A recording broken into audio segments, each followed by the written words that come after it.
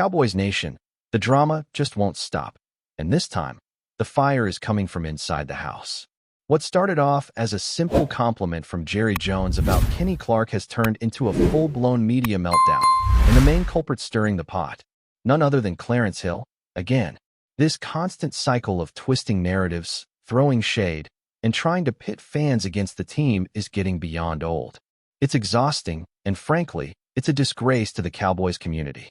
Let's talk about what really went down. Jerry Jones went on the radio and said something that, to any rational Cowboys fan, sounded perfectly fair. He said he's proud to have Kenny Clark on the team. That Clark is probably the first or second highest graded defender on the roster right now. And boom, like clockwork, here comes Clarence Hill with the spin machine, saying it's unfair to compare Clark to legends like Reggie White or Ndamukong Suh. Like, seriously? That's where we're at now? A team owner showing support for a player is somehow controversial? Clarence's take would almost be funny if it wasn't so toxic. And this is the same guy who tried to lead an uprising within the fan base against the Cowboys organization not too long ago, all in the name of Micah Parsons. Y'all remember that? This isn't just about one tweet. This is about a consistent pattern where Clarence bends every narrative to either tear down the front office or inject some bogus political agenda into football. He took Jerry's quote, which was clearly meant to uplift a player, and turned it into a cheap shot. How? By immediately following it up with stats about the defense getting run all over by the Panthers. Like that somehow disproves the compliment. Come on, man. What Jerry said wasn't about comparing Kenny Clark to every defender in the league. It was clearly about comparing him to the rest of the guys on our own defense. And guess what? That's not a stretch. Kenny Clark has been one of our most consistent and productive players this season, especially considering how thin our defensive line has been at times. The man is a force at nose tackle and is still racking up sacks, something that's not even his primary role. But Clarence would rather cherry-pick one bad team stat and use it as ammo to create chaos and confusion among the fan base. And for what? Clout? Agenda? Who knows? What's worse is the tone he always seems to take when Jerry is involved.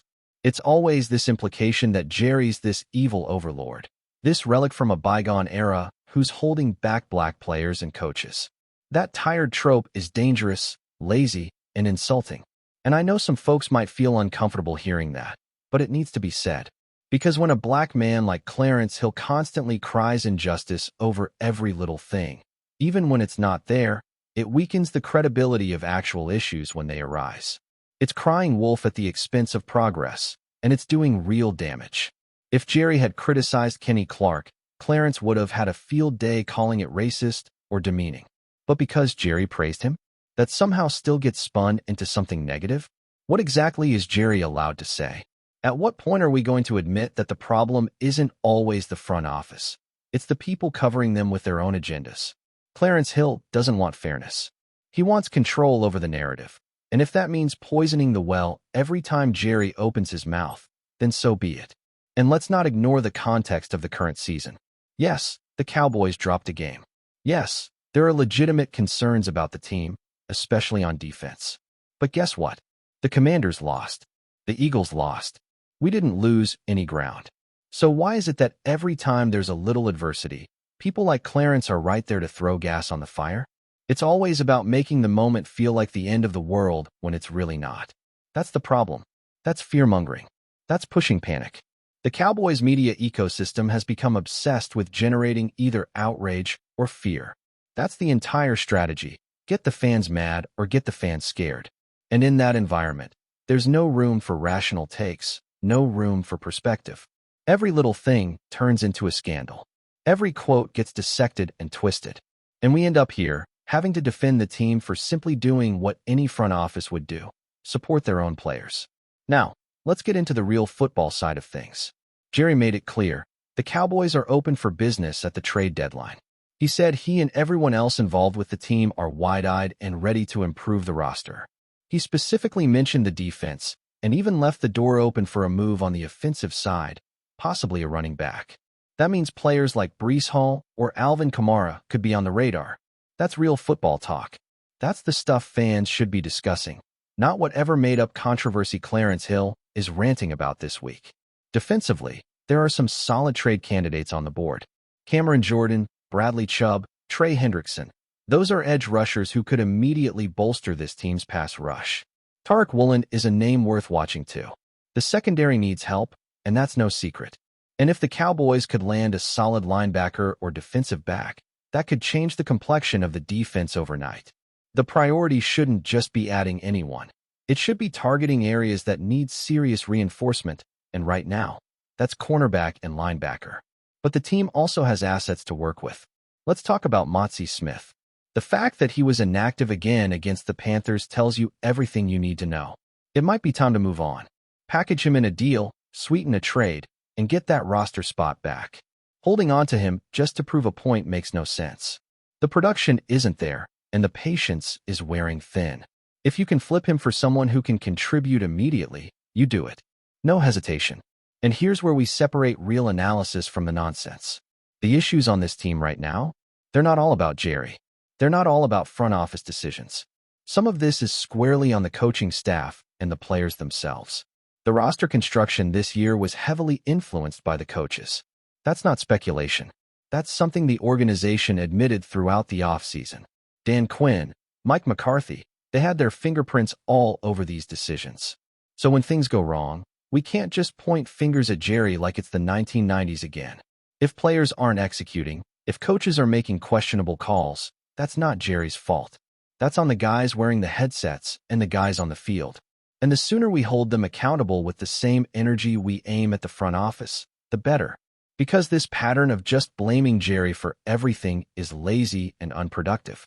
It's a cheap way out of having real football conversations. We have got to stop letting these media voices dictate the entire tone of the fan base. Every time the Cowboys hit a bump in the road, it turns into a national crisis thanks to people like Clarence Hill injecting drama where it doesn't belong. If the Cowboys win, it's never enough. If they lose, it's the end of the world. That's not coverage. That's manipulation. That's framing everything in the worst possible light just to drive engagement. And it needs to stop. We've got real football to talk about. There are trades that can happen. There are players that need to step up. There are coaches that need to adjust. But none of that can happen if the conversation keeps getting hijacked by fake outrage and personal agendas. So while Clarence is busy playing political puppet master, the rest of us are going to focus on what matters: fixing this roster, improving this defense, and getting back to winning football games. Because that's what Cowboys Nation deserves. Now, with the trade deadline looming and the Cowboys clearly in the mix to make some roster improvements, the fan base is doing what it always does, spiraling into wild speculation, half-baked ideas, and completely unrealistic scenarios that get pushed as if they're facts. One of the biggest talking points floating around lately is this nonsense about trading away major pieces like Micah Parsons in the name of team building or long-term flexibility. Let me just say this straight up. It's one of the dumbest conversations this fan base has entertained in a long time, and that's saying a lot. We're talking about one of the few cornerstone players on this roster, a guy who changes games, shifts momentum, and can carry the defense on his back when he's healthy. But somehow, because there's a hypothetical situation in which the Cowboys might be hesitant to offer a certain amount of money, that becomes enough fuel for fans and even some media personalities to start throwing around the idea of dealing him for picks or value. The same people who scream about wanting a championship-level defense are now suggesting we give away our best defensive player before he even hits his prime. That's not team building. That's sabotage. Let's make something clear. Micah Parsons hasn't shown a single sign that the Cowboys are ready to move on from him. None. There's been no quote from the front office, no leaked info, nothing concrete suggesting he's not in the long-term plans. So where is this narrative coming from? Straight-up fantasy. It's speculation based on a guess, not a report, not a source. And yet people are treating it like gospel, like it's something we need to take seriously. It's exhausting. It's frustrating. And it's one more way this fan base gets distracted from the actual football issues at hand. You want to talk about team building? Fine. Talk about shoring up the secondary. Talk about depth at linebacker. Talk about maybe looking for another RB to lighten the load. But don't start these imaginary campaigns about trading franchise players when there is zero evidence the team is even remotely considering it.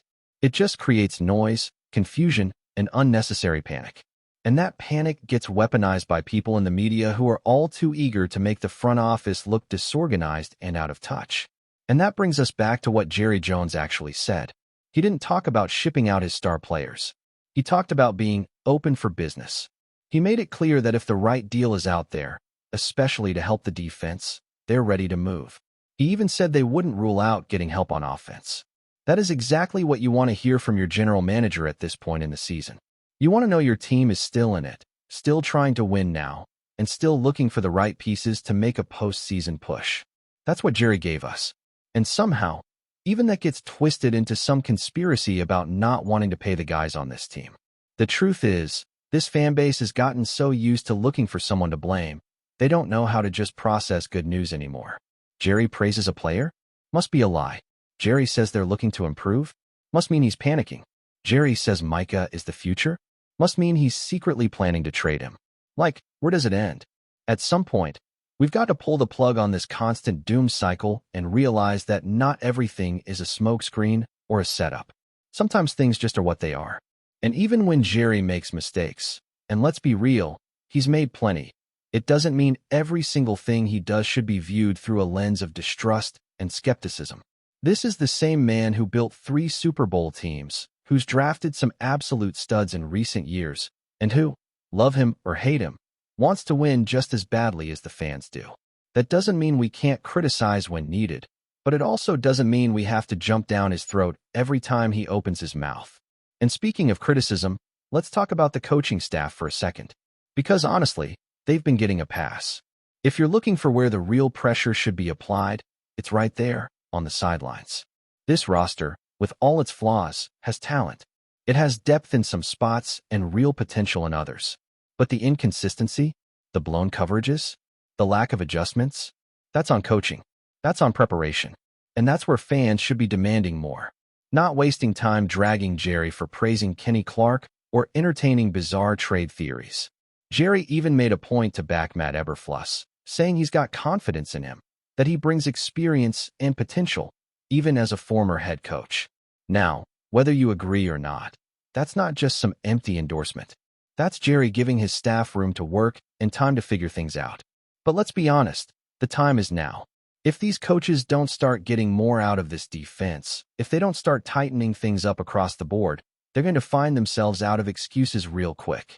Before we roll on, subscribe to Cowboys Wire News, drop a like, and turn on the bell. Your support keeps the Dallas Cowboys updates coming. Tell us what you think in the comments. In what can only be described as one of the most shocking moments of this NFL season, Cowboys offensive coordinator Brian Schottenheimer appeared to lose his composure during a live broadcast yesterday, sending shockwaves through the football world. Sources at the scene report that the usually measured coach erupted while discussing team dynamics, seemingly revealing a desire for a high-profile player's exit from Dallas. Eyewitnesses say Schottenheimer's rant began innocuously, analyzing recent game performances, but quickly escalated into a tirade about accountability and team culture. "We need players who buy in, and I'm not sure everyone here is on the same page," he reportedly shouted, before pausing and adding, in what many are interpreting as a direct message, "Maybe it's time for some people to consider their future elsewhere."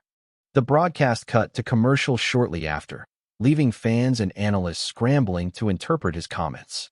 Social media exploded with speculation, with insiders suggesting that the coach might have been alluding to one of the Cowboys' most talked-about stars. While neither Schottenheimer nor the team has clarified the remarks, the timing couldn't be more provocative, coming just days after a crucial divisional loss that left Dallas reeling in the standings. Veteran NFL commentators have called the incident unprecedented. It's rare for a coach of Schottenheimer's experience to express frustration so publicly, especially regarding player personnel. This is a signal, whether intentional or not, that changes could be imminent, said one analyst. Teams don't usually air these grievances live unless there's a serious underlying issue. Fans are already buzzing with theories, ranging from potential trade scenarios to locker room tensions that could define the remainder of the season. While the Cowboys organization remains tight-lipped, insiders hint that the coach's outburst may be the first step in a shakeup aimed at rejuvenating the squad before the playoffs.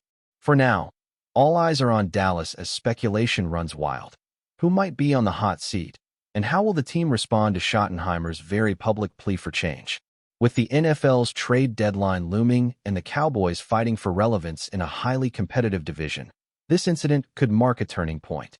Whether it's a genuine call for a player's departure or just a heated moment blown out of proportion, one thing is certain. Brian Schottenheimer's live meltdown has ignited a firestorm that won't cool anytime soon. Fans, pundits, and rival teams alike are watching closely, waiting for the next chapter in what could be the most dramatic Cowboys saga in recent memory. That's a wrap from Cowboys Wire News. For breaking Cowboys updates, subscribe, drop a like, and turn on the bell. Tell us your take in the comments.